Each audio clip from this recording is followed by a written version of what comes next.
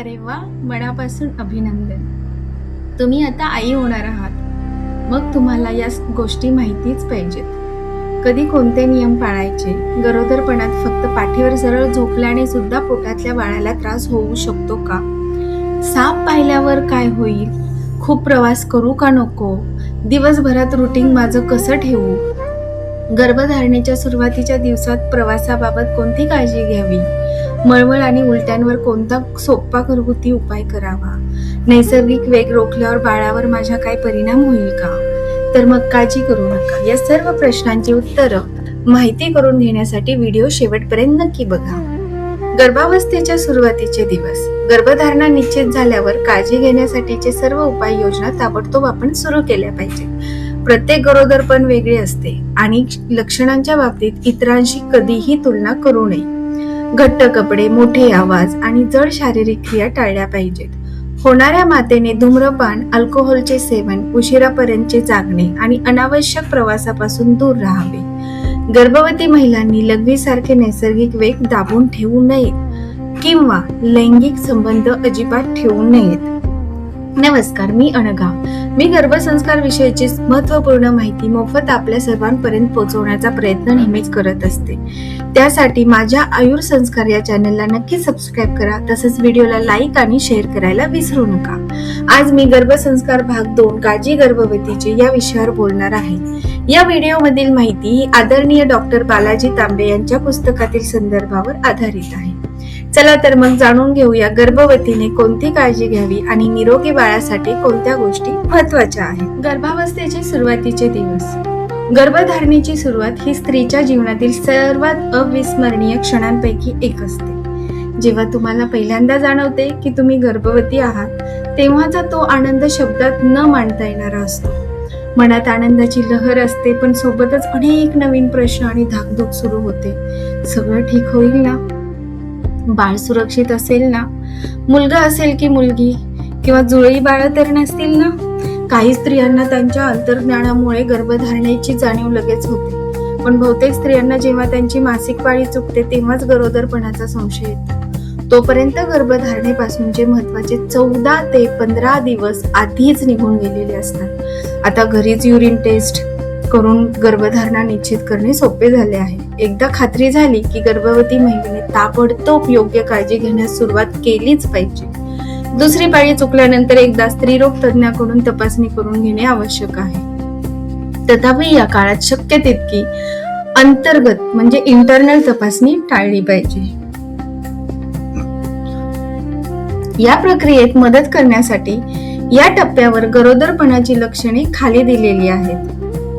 मळमळ, अन्नाची तीव्र इच्छा, उलट्या, चक्कर येणे किंवा ग्लानी येणे, एकाग्रतेचा अभाव, सोबत खोल अंतर्हीन समाधानाचा भाव, थकवा, अशक्तपणा, कोणत्याही उघड कारणाशिवाय संपूर्ण शरीरावर शहारे येणे, छातीमध्ये धडधडणे, छातीत जळजळणे, तीव्र वासांचा तिटकारा येणे, अशी सर्व लक्षणे सर्व महिलांमध्ये दिसतीलच असे नाही. पहिल्या गरोदरपणात ही लक्षणे जास्त तीव्र असतात. नंतरच्या गरोदरपणांमध्ये ती कमी तीव्र होतात आणि अशा काही सुदैवी स्त्रिया असतात ज्यांना यापैकी कोणतीही लक्षणे मुळीच जाणवत नाही. गर्भावस्थेच्या पहिल्या 2 ते 3 महिन्यात मळमळ आणि भूक न लागण्याची समस्या येते. सकाळच्या मळमळीत आपण काय त्वरित उपाय करू शकतो? घरगुती मिश्रण तयार करण्याची पद्धत खालीलप्रमाणे आहे. अर्धा टीस्पून धणे घ्या. ते 30 मिनिट पाण्यात भिजत ठेवा. नंतर त्याची बारीक पेस्ट तयार करा. या पेस्ट मध्ये थोडी साखर मिसळा. वेगळ्या भांड्यात 2 ते 3 टीस्पून कच्चे तांदूळ घ्या. अर्धा कप स्वच्छ पाण्यात ते 10 मिनिट भिजत ठेवा. नंतर तांदूळ पिळून त्याचे पाणी काढा आणि गाळून घ्या. हे तांदळाचे पाणी तयार झाल्यावर त्यात वरची धणे साखर पेस्ट मिसळा आणि सेवन करा. गर्भावस्थेतील काय करावे आणि काय करू नये. गर्भवती महिलेने नेहमी सावधगिरीने वागले पाहिजे. चला पाहूया आयुर्वेद तिला यावेळी काय शिफारस करतो. कृपया गर्भावस्थेदरम्यान या शिफारसींची शक्य तितके पालन करण्याचा प्रामाणिक प्रयत्न करा. नैसर्गिक वेग रोखणे, लघवी, शौच किंवा अपानवायू म्हणजे गॅस यांसारखे नैसर्गिक वेग कधीही दाबून ठेवू नये, कारण यामुळे वात दोषात असंतुलन निर्माण होऊ शकते. कालांतराने यामुळे विविध समस्या उद्भवू शकतात. लघवीचा वेग दाबून ठेवल्यास मूत्रमार्गाच्या संसर्गाचा धोका वाढतो. यामुळे गर्भाशयावर अनावश्यक दाब देखील पडतो. गॅस धरून ठेवल्याने मळमळ, जळजळ आणि ढेकर येणे यांसारखी लक्षणे दिसू शकतात. नैसर्गिक मलवेगाचे दमन केल्याने भूक न लागणे आणि ॲनोरेक्सिया होऊ शकतो. आतड्यांतील वायू तयार होण्यास प्रतिबंध करण्यासाठी शौच नियमित असणे अत्यावश्यक आहे. यामुळे शौचाच्या वेळी जोर देण्याची गरज देखील टाळता येते, ज्याचा गर्भाशयावर प्रतिकूल परिणाम होऊ शकतो. कठोर आसनांवर बसणं. होणाऱ्या मातेने खूप कडक, असमान किंवा गैरसोयीच्या पृष्ठभागावर किंवा सपाट नसलेल्या खुर्च्यांवर बसू नये. अशा बसण्याच्या स्थितीमुळे ती तिरक्या किंवा चुकीच्या स्थितीत बसू शकते किंवा पाय पसरून बसू शकते. तिने नेहमी आपली पाठीचा कणा सरळ ठेवून बसण्याची सवय लावून घ्यावी. यामुळे गर्भाला गर्भाशयात योग्य स्थिती घेण्यास मदत होईल. तिने जाणीवपूर्वक वाकून बसणे टाळण्याचा प्रयत्न केला पाहिजे. अयोग्य झोपण्याची स्थिती. तिने शक्य तितके कुशीवर झोपावे. आयुर्वेद आपल्याला माहिती देतो की जर ती पाठीवर झोपली तर नाळेचा वेढा गर्भाच्या मानेभोवती पडण्याची शक्यता असते. योग्य कपडे. भडक लाल रंगाचे कपडे नकारात्मक ऊर्जा आकर्षित करू शकतात, म्हणून ते टाळणे खूप उत्तम. आणि गरोदरपणात चमकदार रंगाचे कपडे परिधान न करण्याचा सल्ला पण दिला जातो. विहिरीत पाहणे टाळा. तिने विहिरीच्या खोलवर कड्याच्या टोकावरून खाली किंवा दरीत पाहू नये. यामुळे भीती किंवा शारीरिक धक्का बसू शकतो, ज्यामुळे मुलाला नुकसान होऊ शकते. अप्रिय ध्वनी टाळा. गर्भवती महिलेला मोठ्या किंवा त्रासदायक आवाजांचा सामना करू देऊ नये. तिच्या वातावरणात अवांछित आणि अप्रिय आवाज कमीत कमी केले पाहिजे. मोठ्या आवाजात संगीत, विसंगत आवाज, फटाक्यांचा आवाज किंवा कोणताही असा आवाज ज्यामुळे तुम्हाला अस्वस्थ वाटू शकते ते टाळा. अयोग्य व्यायाम.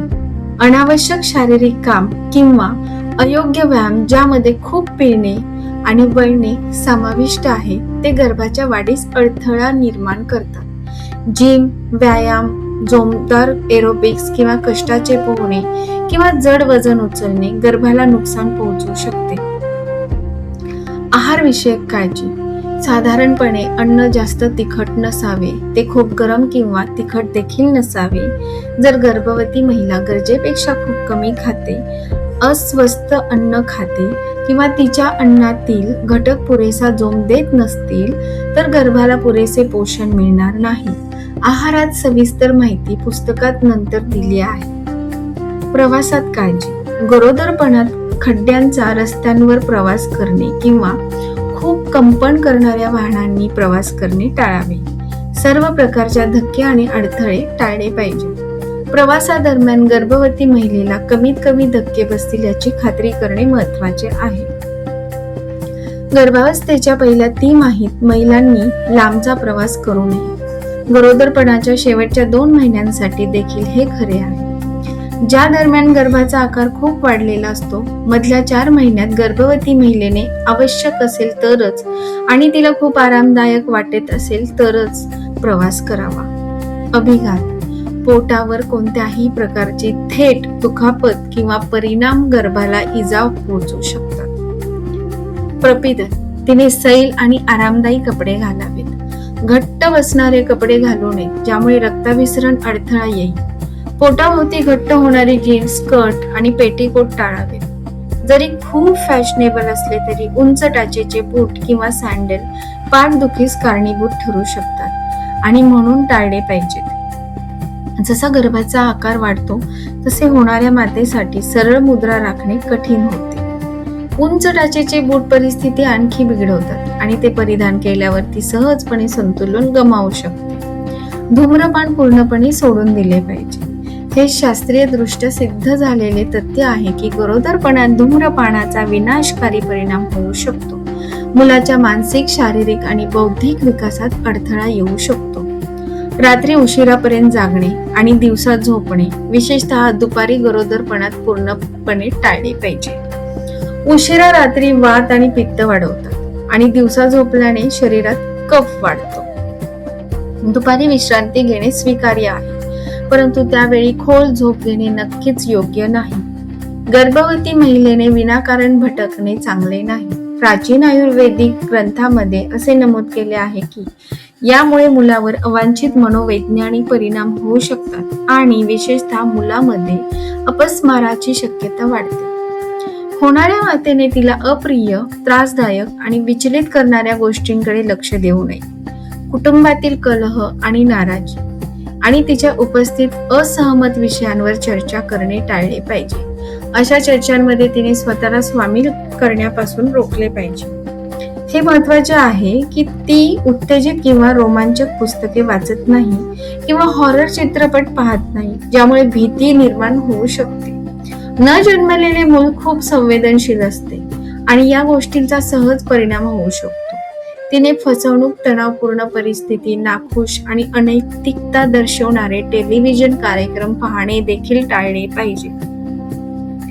पुस्तके आणि चित्रपटांचा मनावर खोल परिणाम होतो आणि ते लोकांवर नकारात्मक तसेच सकारात्मक परिणाम करू शकतात. न जन्मलेल्या बाळावर अशा प्रभावांमुळे मूल कमकुवत किंवा भित्रा होऊ शकते. अत्यंत प्रकरणांमध्ये उत्तेजनामुळे गर्भपात देखील होऊ शकतो. गर्भवती महिलेने संपूर्ण गरोदरपणाच्या कालावधीत असुरक्षित ठिकाणी किंवा ओसाड भागात राहू नये किंवा भेटही देऊ नये. संपूर्ण गरोदरपणात लैंगिक संबंध पूर्णपणे टाळा. पहिल्या 3 महिन्यात आयुर्वेदाने हे कडक निषिद्ध केले आहे. जेव्हा भ्रूण अद्याप स्थिर नसतो आणि गर्भपात खूप सहजपणे होऊ शकतो आणि अंतिम तिमाहीत जेव्हा गर्भाचा आकार वाढलेला असतो तेव्हा लैंगिक संबंध देखील निश्चितपणे टाळलेच पाहिजेत. लैंगिक कृती ही अनावश्यक कसरत आहे आणि असंतुलन निर्माण करू शकते. महत्वाचे आहे की माता होऊ इच्छिणारी स्त्री आनंदी आणि आनंदीच राहिली पाहिजे. दुःख किंवा चिंतेच्या भावनांमुळे तिचे मूल स्वभावाने भित्रा किंवा शंकास्पद होऊ शकते. जीवनाचा संकुचित दृष्टिकोन असू शकतो किंवा त्याचे आयुष्य कमी असू शकते. चिंता आणि दुःख कोणत्याही परिस्थितीत अवांछित आहेत, परंतु गरोदरपणात ते अधिक महत्वाचे आहेत. काही स्त्रिया इतरांपेक्षा अधिक चिंताग्रस्त किंवा शंकास्पद असतात आणि म्हणून अधिक सहजपणे विचलित होतात. खूप विचार करणे किंवा चिंता करणे गोष्टी सुधारत नाहीत. सवयीने चिंताग्रस्त असलेल्यांसाठी या दुष्ट चक्रातून बाहेर पडणे महत्वाचे आहे. संगीत, ध्यान आणि आध्यात्मिक आणि प्रेरणादायी साहित्य वाचणं नक्कीच मदत करते. उपचार आणि स्वर संगीत ऐकणे लक्षणीयरित्या मदत करते. जर माता ईर्ष्यावान, रागीट झाली किंवा नकारात्मक विचार करत राहिली तर यामुळे मूल भ्रष्ट किंवा अनैतिक प्रवृत्ती विकसित करू शकते किंवा ईर्ष्यावान आणि कपटी स्वभावाचे होऊ शकते. म्हणून मातेने अशा परिस्थितीत जाण्याची शक्यता टाळणेच उत्तम. खूप झोपणे म्हणजे 8 किंवा 9 तासांपेक्षा जास्त, आळस, निरुत्साह आणि मुलांमध्ये मानसिक मंदता देखील कारणीभूत ठरू शकते. हे मुलाचे चयापचय देखील मंद करते. गर्भवती महिलेच्या आसपासचे वातावरण पूर्णपणे स्वच्छ आणि व्यवस्थित असेल आणि तिने अशा ठिकाणी जाणे टाळावे जिथे आक्षेपार्ह किंवा अप्रिय वास आहेत. तिने मासिक पाळी येणाऱ्या स्त्रियांच्या संपर्कात शक्य तितके येऊ नये. वड आणि चिंच यांसारखी काही झाडे टाळली पाहिजेत, विशेषतः संधी प्रकाशाच्या वेळी म्हणजे संध्याकाळी. तिने तिच्यासाठी अज्ञात असलेल्या भागांना भेट देऊ नये. अर्थातच या सर्व बाह्य घटकांव्यतिरिक्त तिने ओरडून किंवा आवाज वाढवून, रागावून किंवा चिडून स्वतःला इजा करू नये. भारतीय संस्कृतीत असा रिवाज आहे की गर्भवती महिलेने सापांना पाहू नये. साप हानिकारक आहे की नाही किंवा साप महिलेवर सावली टाकतो की नाही हे माहीत नाही, परंतु हे दृश्य निश्चितपणे भीती निर्माण करते आणि व्यक्तीला तात्पुरते मानसिकदृष्ट्या कमकुवत करते आणि हे आत वाढणाऱ्या गर्भासाठी निश्चितपणे हानिकारक आहे. या प्रकरणातून गेल्यावर तुम्हाला वाटेल की जर कोणाला संपूर्ण प्रक्रिया अनुसरण करायची असेल तर खूप गोष्टी करायच्या आणि लक्षात ठेवायच्या आहे. परंतु एकदा तुम्ही या गोष्टी प्रत्यक्षात करणे सुरू केले की तुम्हाला आढळेल की त्या केवळ कठीणच नाही तर ते नैसर्गिकरित्या आणि सहज सोप्या तुमच्याकडे येतात. खरं तर जर तुम्ही या सर्व गोष्टी करताना तुमच्या शरीरातील आणि मनातील परिणामांची जाणीव ठेवली आणि जागरूक राहिली तर तुम्हाला समजेल की त्या तुम्हाला आणि तुमच्या आत वाढणाऱ्या मुलाला किती मदत करू लागल्या आहेत. गरोदरपण प्रत्येक अनुभव वेगळा का असतो? कृपया हे समजून घ्या की प्रत्येक गरोदरपण हे पूर्णपणे वेगळं आणि अद्वितीय असतं. एका स्त्रीला देखील 2 वेगवेगळ्या गरोदरपणांमध्ये वेगवेगळी लक्षणे जाणवू शकतात. हे का घडतं? यामागे अनेक कारणे असतात. हार्मोन्स मधील बदल, आईचे वय, शरीराची ताकद, आहार, जीवनशैली, मानसिक ताणतणाव, गर्भातील बाळाची स्थिती आणि त्याचा विकास. तुलना करणे योग्य नाही. अनेकदा मोठ्या स्त्रिया असे म्हणतात, आम्हाला तर कधीच इतका त्रास झाला नाही. पण वास्तव असे आहे की प्रत्येक स्त्रीचे शरीर वेगळे असते. प्रत्येक काळातील जीवनशैली वेगळी असते. त्यामुळे एका गरोदरपणाची दुसऱ्याशी तुलना करणे खूप चुकीचे आहे. प्रसूतीची अंदाजित तारीख.